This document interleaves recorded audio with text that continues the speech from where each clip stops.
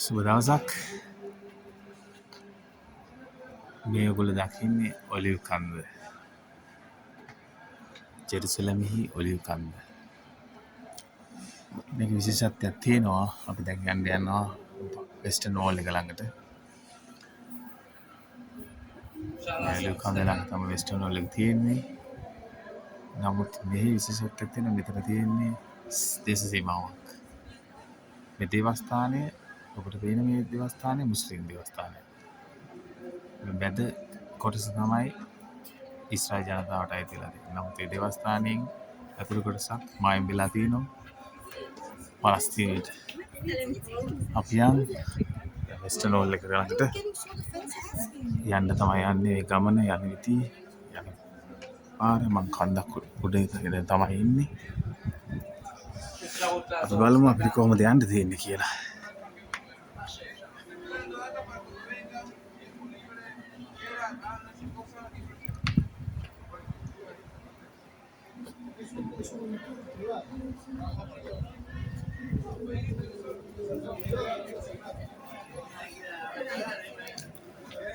දෙතාමත්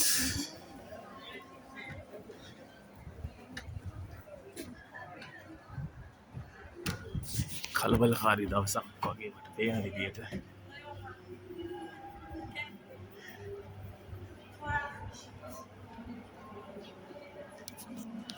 ගන්න පාලෙන් අපිට පේන විදිය ඔලිව් කන්ද.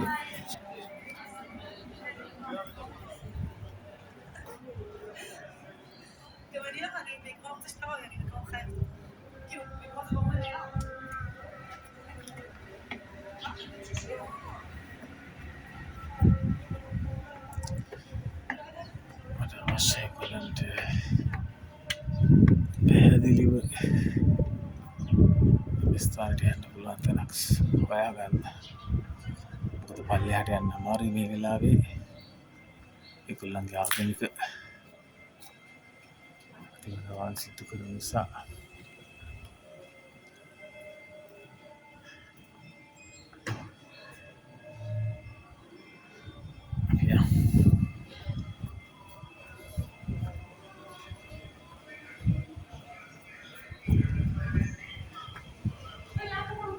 කලබලයි.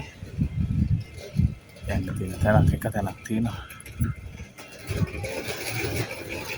ඔයගලන්ට පේනවා මේ මං හැම වෙලේම කියනවා තරගේ නගරේ අතීතයත් එක්ක ජීවත් වෙන මිනිස්සු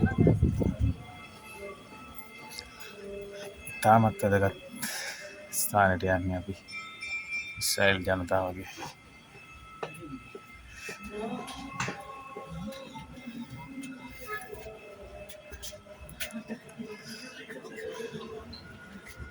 western wall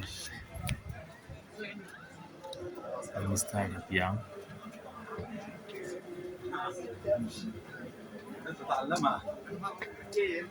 western wall David රජතුමාගේ දේවස්ථාන සංඝාරයේ ඉතුරු වුණු එකම දේවස්ථානය. ඒ දේවස්ථානයේ බැම්ම විතරයි ඉතුරුලා තියෙන්නේ. මේ දේවස්ථානයේ ගොඩාක් විශේෂ මේක මේ බැම්ම අඩි 60කට වැඩි උසයි. අඩි 27ක් විතර පොළොව යට තියෙන්නේ.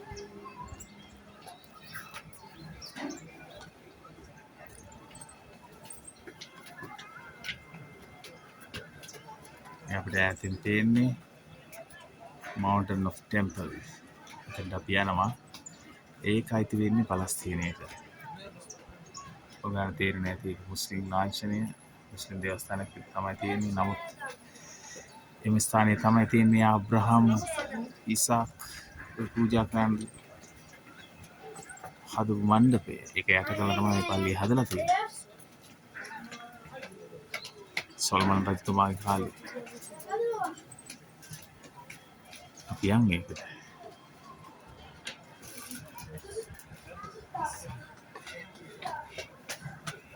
මේ ස්ථානයේ දුරේ ඉඳන් ගන්න ළඟට ගිහිල්ලා සමහර විට අපිට වීඩියෝ කිරීම තහනම් කරලා තියෙනවා. මොකද ඉස්රායෙල් ජනතාවගේ ආරක්ෂක හේතු වෙනවා.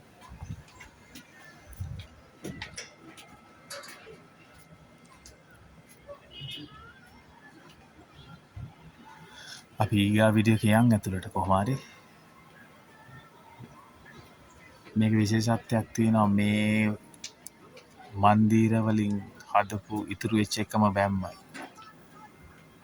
දිව්‍යමය සම්බන්ධතා තියාගන්න බැම්ම කියලා කියන්නේ. ඒකට හේතුව තමයි මේගොල්ලෝ කියන විදිහට මෙම බැම්ම ඉදිකරේ ඊශ්‍රායෙල් ජනතාවගේ දුගී ජනතාව.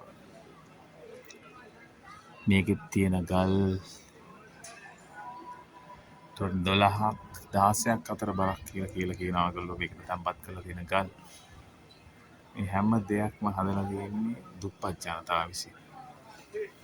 තාවිතරතුමාගේ අනපරිදි තමයි ඒ දේ වෙලා තියෙන්නේ. ඔවුන් ඉදිකරපු බැම්ම පමණයි ඉතුරු වෙලා තියෙන්නේ.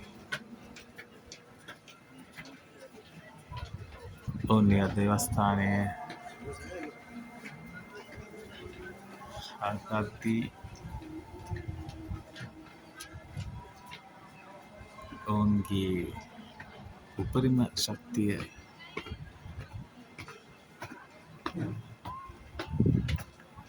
සහ විශ්වාසයෙන් මේ වැඩේ කරන්න කියලා තමයි ඒගොල්ලෝ විශ්වාස කරන්නේ. ඒ වගේම තමයි මේ ස්ථානය මේගොල්ලන්ගේ වික්ෂෝප වෙනවා. ඔයගොල්ලන්ට පේනවා ඇති. මේගොල්ලෝ පසුතැවෙනවා සහ ප්‍රාර්ථනා කරනවා හැම වෙලේම.